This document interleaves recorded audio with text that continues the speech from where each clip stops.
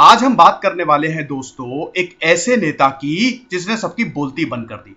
बहुत ही बेबाक, मुंहफट और इतने जबरदस्त लीडर थे ये कि क्या कहने। बड़े डाउन टू अर्थ, कभी भी इन्होंने लाल बत्ती को एक्सेप्ट नहीं किया। जी हां, लाल बत्ती की गाड़ी में कभी नहीं जाते थे ये। एक डाउन टू अर्थ नेता, कमजोरों की बातों को हमेशा आगे रखने वाले, सोशलिस्ट को एडवोकेट करने वाले, समाजवाद को एडवोकेट करने वाले बाबू साहब of Ballia, one of the greatest prime minister we ever had, greatest leader we ever had, हमारे 9वें प्रधानमंत्री, 9th prime minister Shri Chandrashekhar. इनकी बात करेंगे दोस्तों।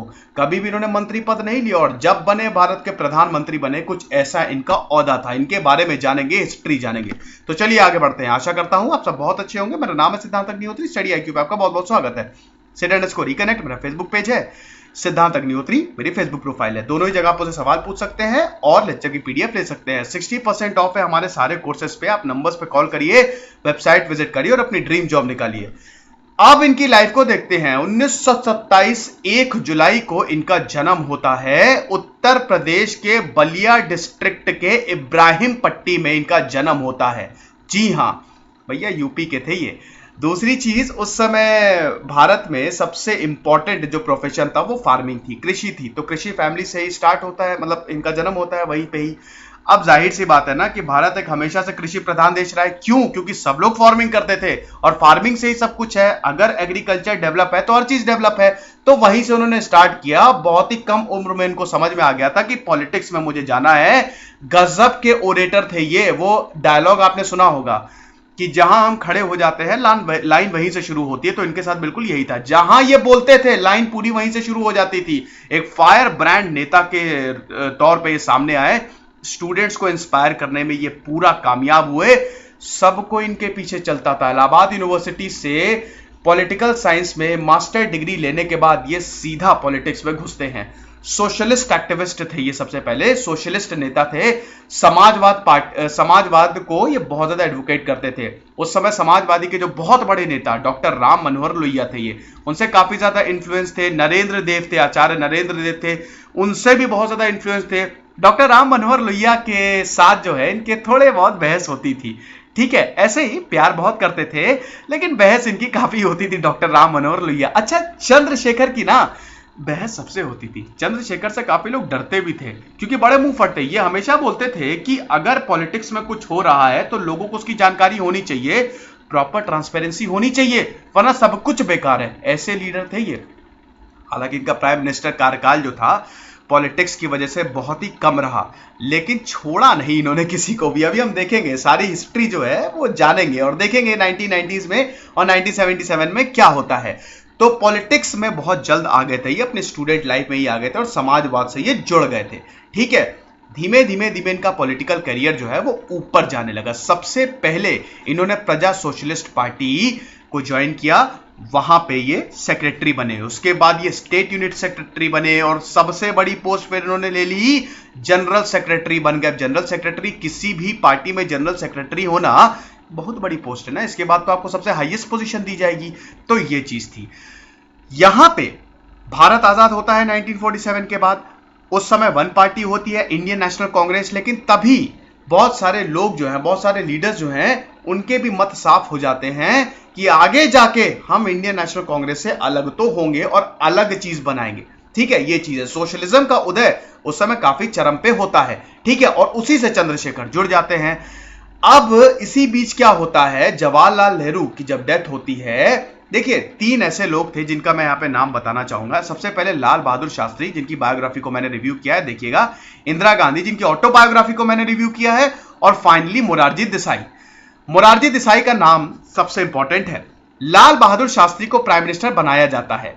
प्राइम मिनिस्टर को सबसे ज्यादा, मतलब उस समय प्राइम मिनिस्टर, जब जवाहरलाल नेहरू की डेथ होती है, उस समय प्राइम मिनिस्टर किसको मन होता है बनने का? मोरारजी देसाई। वो इच्छा जाहिर करता है कि मुझे प्राइम मिनिस्टर बनना है, लेकिन लाल बहादुर शास्त्री को बनाया जाता है कामराज प्लान के मुताबिक। के कामराज ना भैया।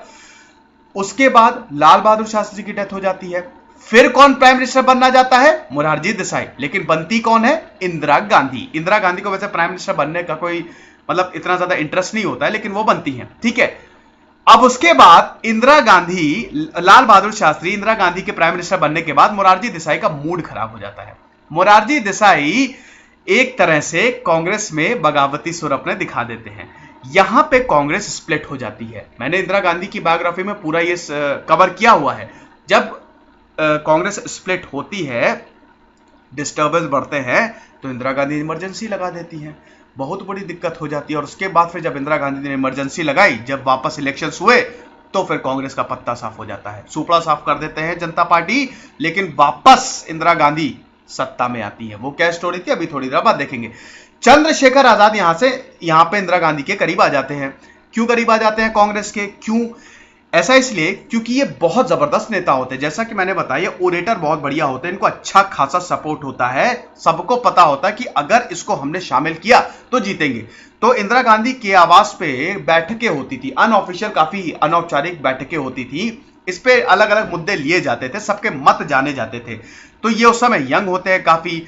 चंद्रशेखर जाते हैं भैया इंदिरा गांधी के पास। इंदिरा गांधी इनसे सीधे पूछ लेती हैं कि तुम क्या सोचते हो? तो चंद्रशेखर बोलते हैं कि कांग्रेस सोशलिस्ट नहीं है, आधी सोशलिस्ट है और आधी नहीं है, बूढ़ा बरगद का पेड़ हो गई है भैया कांग्रेस। इंदिरा गांधी एकदम हक्की बक्की रह जाती हैं और तब उनको पता चल जाता है कि आगे जाके बहुत बड़ी दिक्कत हमारे लिए पेश करेगा। खैर, स्टोरी आगे बढ़ती है। जयप्रकाश नारायणन एक ऐसे लीडर जिसने इंदिरा गांधी को सीधा टक्कर दी। जेपी मूवमेंट में बड़ों लोगों की हालत खराब हो गई। दोस्तों, मैं एक चीज बताना चाहता हूं कि इमरजेंसी बहुत लोगों के लिए ब्लेसिंग इन डिस्गाइज भी था। आज इतने बड़े बड़े जो लीडर्स देख रहे हैं, जो नेता हम देख रहे हैं, ये सब इमरजेंसी के दौरान उभरे थे। इन्होंने अपनी आवाज उठाई थी। ठीक है, तो इमरजेंसी जो 1975 में लगाई गई थी, ये बहुत लोगों के लिए वरदान भी साबित हुई। तो अब क्या है कि इनको यंग टर्क भी बोला जाता था। ये भी याद रखिएगा, इनको यंग टर्क भी बोला जाता था क्योंकि ये बहुत ज्यादा फेमस थे। कमजोर लोगों की सीधा बात रखते थे। जो भी कमजोर होता था, सोशलिज्म पे बहुत इनका बल था। और जो स्टूडेंट्स थे, इनसे बहुत इन्फ्लुएंस्ड थे। इसीलिए इनको बहुत जल्द प्रेसिडेंट या अध्यक्ष बना दिया जाता था। एक तो ये सही बात करते थे, ये इधर उधर बातों को घुमाते नहीं थे। ये पॉलिटिकल बंदे नहीं थे, ये पॉलिटिक्स से थोड़ा दूर रहते थे। पॉलिटिक्स क्या होता है कि वही है ना कि आप सामने कुछ दिखाएंगे। अगर आप दो लोग एक दूसरे से मिल रहे हैं, बड़े प्रेम से मिल रहे हैं, सब कुछ अच्छा और सब बढ़िया, ठीक है, पीछे साजिश रच रहे हैं। ऐसे नहीं थे चंद्रशेखर, वो सीधा मुंह पे बोलते थे। तभी तो ये पॉलिटिक्स के लिए कभी सूट नहीं हुए ना, इसीलिए तो इनके लिए बहुत ज्यादा दिक्कतें खड़ी करती गई जो पार्टीज थी। तो ये चीज थी। यंग इंडियन को भी इन्होंने फाउंड किया था, एडिट किया था, एडिटर थे ये, और इसको पब्लिश भी किया गया था। जयप्रकाश नारायणन को ये बहुत ज्यादा मानते थे भैया, वही जेपी जिनको भारत रत्न भी मिला, रेमन मैग्सेसे अवार्ड भी मिला। और जेपी मूवमेंट फिर स्टार्ट हो जाता है इमरजेंसी के दौरान। 1975 से लेकर 77 तक जो इमरजेंसी चलती है, 21 महीने, वो दिक्कत काफी ज्यादा करती है। अब क्या होता है कि 25 जून को इमरजेंसी लगा देती है। अब इसके काफी हवाला दिए जाते हैं कि क्यों इमरजेंसी लगाई, ये जरूरी थी, बहुत इंस्टेबिलिटी थी। लेकिन असल बात तो ये होती है कि कांग्रेस पार्टी में बड़ी दिक्कतें होती है, तो लगाना बहुत ज्यादा जरूरी था इंदिरा गांधी को। ठीक है, अब इमरजेंसी के दौरान बहुत दिक्कतें शुरू हो जाती हैं। चंद्रशेखर को उठा के जेल में डाल दिया जाता है। उस समय बल्कि कांग्रेस कमेटी के, सेंट्रल कमेटी के बहुत बड़ी पोस्ट पे होते हैं, बड़े इंपॉर्टेंट मेंबर होते हैं, सबसे बड़ा ओहदा इनके पास होता है। लेकिन उसके बावजूद इनको उठा के जेल में डाल दिया जाता है। पटियाला जेल में इनको डाला जाता है। एक सामने मैदान होता है, ये उस मैदान को पूरा बगीचा बना देते हैं। तो इस तरह से कुछ इनका नेचर से भी इसका मतलब काफी ये जुड़े थे। ठीक है ना, काफी इन्वायरमेंट, इकोलॉजी। तो ये चीज है। जब इमरजेंसी खत्म होती है 1977 में, जनता पार्टी बन जाती है। जी हां, जनता पार्टी का फॉर्मेशन हो जाता है। और इसी जनता पार्टी से बाद में बहुत सारी पार्टियां निकली, स्प्लिट हुई, बहुत सारे लीडर्स निकले। भारतीय जनता पार्टी इसी पार्टी से तो निकली थी ना बाद में। ये जनता पार्टी बेसिकली चल नहीं पाती है। 1977 से लेकर 1979 तक ये चलती है, कोलैप्स कर जाती है पूरी पार्टी। अब कोलैप्स क्यों होता है? मुझे प्राइम मिनिस्टर बनना है, मुझे प्राइम मिनिस्टर बनना है। बेसिकली जनता पार्टी जो है वो एक तरह से कोalition होती है ना, डिफरेंट लीडर्स, डिफरेंट ग्रुप्स आके इस पार्टी को बनाते हैं। तो जाहिर सी बात है ना, यहां पे गद्दी सबको प्यारी है। सबसे पहले तो मोरारजी देसाई, देखिए 3 लोग थे यहां पे जिनको प्राइम मिनिस्टर कैंडिडेट बनाया जाना था। सबसे मतलब प्राइम मिनिस्टर बनाया जाना था, और 3 कैंडिडेट थे। मोरारजी देसाई थे, ठीक है, चौधरी चरण सिंह और जगजीवन राम। इन्हीं तीनों में से किसी को चुनना था। मोरारजी देसाई बहुत सालों से बोल रहे थे मुझे प्रधानमंत्री बनना, मुझे बनना है। मोरारजी देसाई से के बहुत ज्यादा पक्ष में नहीं थे चंद्रशेखर, और चौधरी चरण सिंह से बिल्कुल इनकी बनती नहीं थी।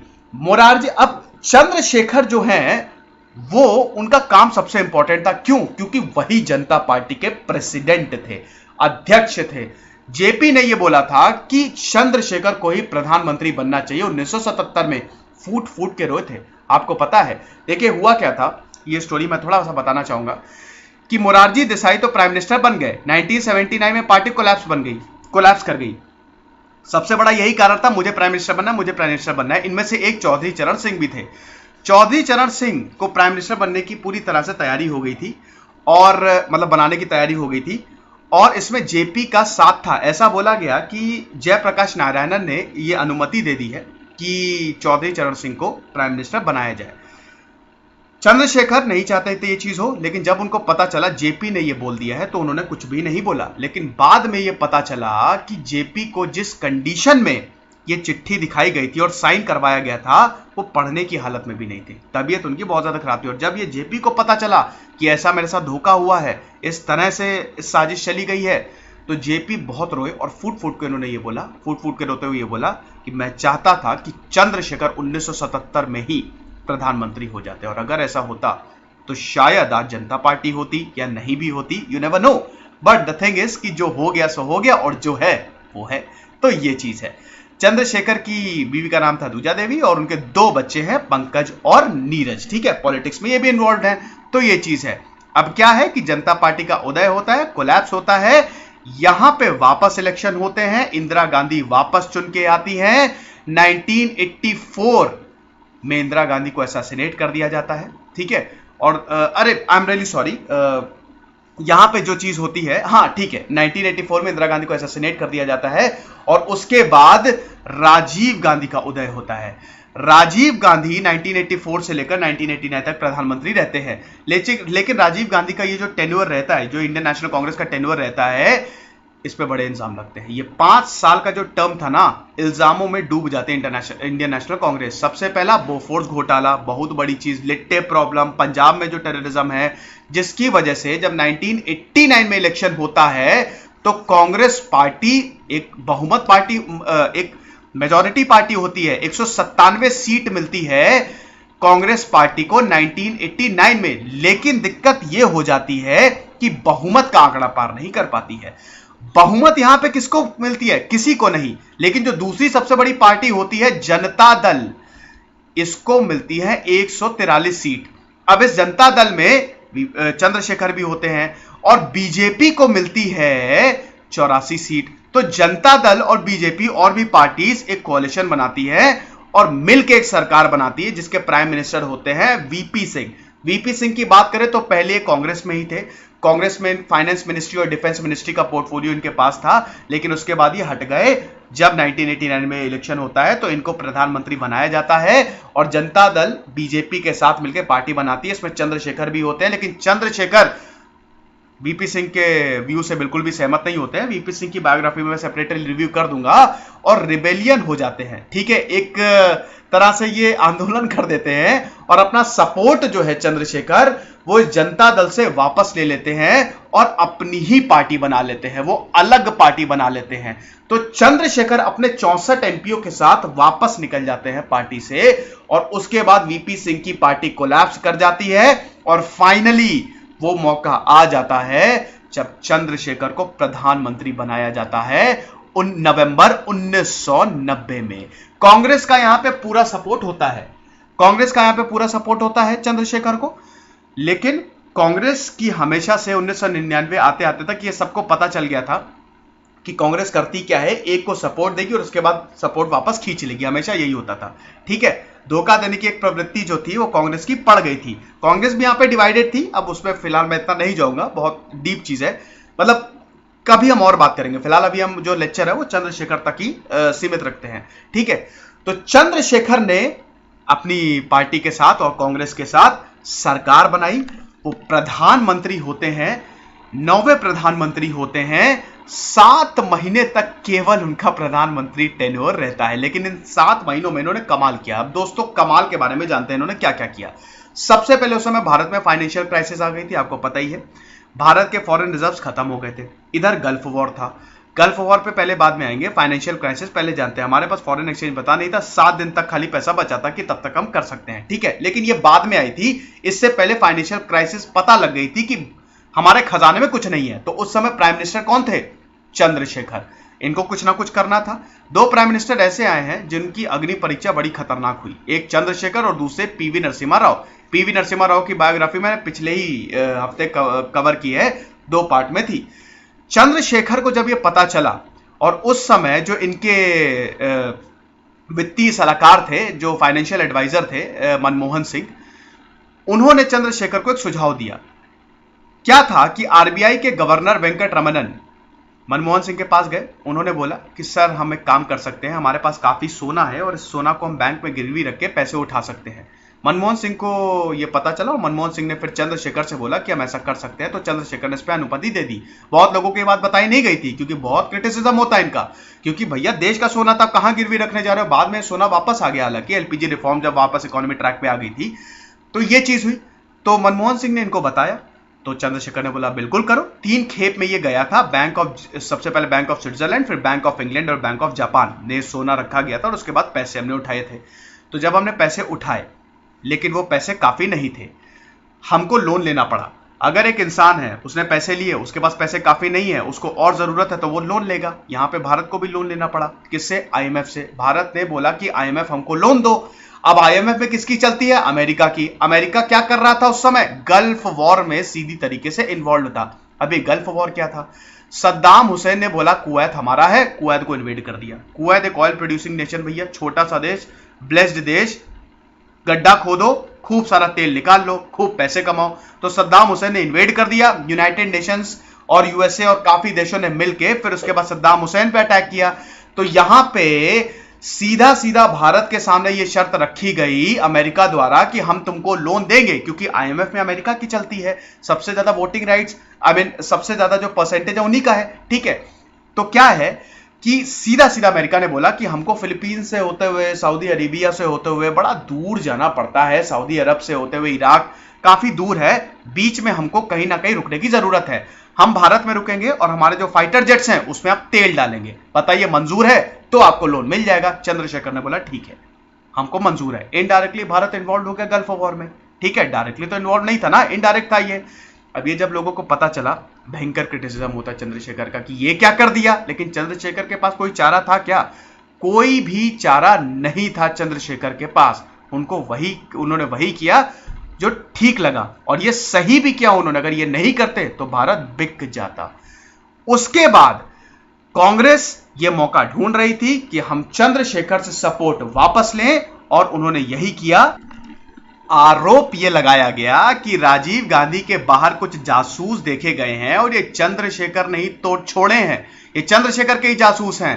कांग्रेस ने सपोर्ट वापस ले लिया। कांग्रेस यही करती थी, पहले वो पार्टी को सपोर्ट देती थी। यही देखिए पॉलिटिक्स होती है, पॉलिटिक्स में सरवाइव करना इतना आसान नहीं होता है, और यही है। अब क्या बताएं, तो कांग्रेस ने बिल्कुल सपोर्ट वापस ले लिया और चंद्रशेखर की सरकार गिर जाती है। सिर्फ 9 महीने तक ही वो ऑफिस में रहे थे, और चंद्रशेखर को भी ये पता था। बाद में राजीव गांधी ने बोला, कांग्रेस ने बोला कि आप हमारे साथ आ जाइए, कोई दिक्कत नहीं, आप कांग्रेस का बन के रहिए, हमको कोई प्रॉब्लम नहीं है। चंद्रशेखर ने बोला कि मैं किसी के इशारे पे नहीं नाचने वाला कभी भी, और इसीलिए बहुत सारे नेताओं के ये आइडल रहे हैं। मुलायम सिंह के ये आइडल थे, जी हां, चेले थे मुलायम सिंह, ये गुरु थे उनके, ठीक है। तो उसके बाद फिर पीवी नरसिम्हा राव आए। इन्होंने अपना पूरा कार्यभार जो है वो पीवी नरसिम्हा राव को दिया, और पीवी नरसिम्हा राव की क्या कहानी है वो मैंने ऑलरेडी कवर की हुई है इनकी बायोग्राफी में। और जब ये इंसिडेंट होता है दोस्तों, तो उसके बाद एक तरह से इनको साइडलाइन कर दिया जाता है। चंद्रशेखर फिर बहुत ज्यादा पॉलिटिक्स में एक्टिव नहीं होते हैं, और उनको भी पता होता है कि अब जो है इतना सही चीज नहीं रहेगी। और उसके बाद फिर इनकी जो पार्टी है वो अपना, मतलब ऐसा नहीं है, वो तब भी इलेक्शन लड़ते हैं, सांसद होते हैं, जीतते हैं, लेकिन फिर मिनिस्ट्री से इनको पूरी तरह से दूर कर दिया जाता है। कांग्रेस 5 साल तक सरकार चलाती है, 1996 तक। उसके बाद वापस फिर बीजेपी, कांग्रेस, फिर बीजेपी। तो ये कहानी स्टार्ट है। वो सब मैंने अटल बिहारी वाजपेयी की बायोग्राफी ये सब में कवर किया हुआ है, आप देख लीजिएगा सारे लेक्चर्स। ये 1990s के जितने भी लीडर्स हैं आप उनकी बायोग्राफीज देख लीजिएगा, आपको बहुत बढ़िया एक आइडिया मिल जाएगा कि उस समय हुआ क्या था। पॉलिटिकल अनस्टेबिलिटी बहुत ज्यादा थी। 8 जुलाई 2007 में फाइनली चंद्रशेखर जो हैं एक गोल्डन करियर की उनकी समाप्ति होती है। 80 साल की उम्र में उनका निधन हो जाता है, कैंसर होता है उनको। हर कोई पॉलिटिशियन आता है, छुट्टी भी दी जाती है, सरकारी हॉलीडे भी दिया जाता है, एक एज अ ट्रिब्यूट चंद्रशेखर को, मॉर्निंग डे। तो चंद्रशेखर की 8 जुलाई 2007 में मृत्यु होती है। बहुत लोग जो है उदास हो जाते हैं, काफी रोते भी हैं, भाई बहुत बड़े लीडर थे और एक एरा का अंत हो जाता है। लेकिन जितना भी उन्होंने काम किया लोगों के लिए समर्पित था, देश के लिए समर्पित था और पार्टी के लिए समर्पित था। तो ये लेक्चर था चंद्रशेखर। इनके किस्से बड़े फेमस है, मैं किस्से कुछ डिस्कस नहीं कर पाया, लेकिन चलिए एक दो बता देता हूं आपको कि क्या होता था कि इनके जो सिक्योरिटी गार्ड्स थे या जो भी इनके सर्वेंट्स जो होते थे, बड़े इनसे खुश रहते थे, बहुत इनको बाबू साहब बोलते थे, बड़ा इनका ख्याल भी रखते थे। ये जाड़ों के दिन में जब भी सर्वेंट्स काम करते रहते थे सिक्योरिटी, तो ये सुनिश्चित करते थे कि इनको प्रॉपर चाय मिलती रहे, नाश्ता मिलता रहे, खाना पीना सब कुछ मिलता रहे, सबका ख्याल रखते थे, बहुत रिस्पेक्ट करते थे इनकी हर कोई। कुछ ऐसा इनका जलवा था। तो ये चीज, आई होप ये लेक्चर आपको पसंद आया होगा, इसको जरूर शेयर कीजिएगा, सबको पता भी तो चलना चाहिए ना। क्विक रिमाइंडर, 60% ऑफ है सारे कोर्सेज पे, आप इन नंबर्स पे कांटेक्ट करिए, वेबसाइट विजिट करिए। तब तक कुछ नहीं, पढ़ते रहिए। दिस इज सिद्धांत Agnihotri signing off, and share जरूर कर दीजिएगा। Thank you so much.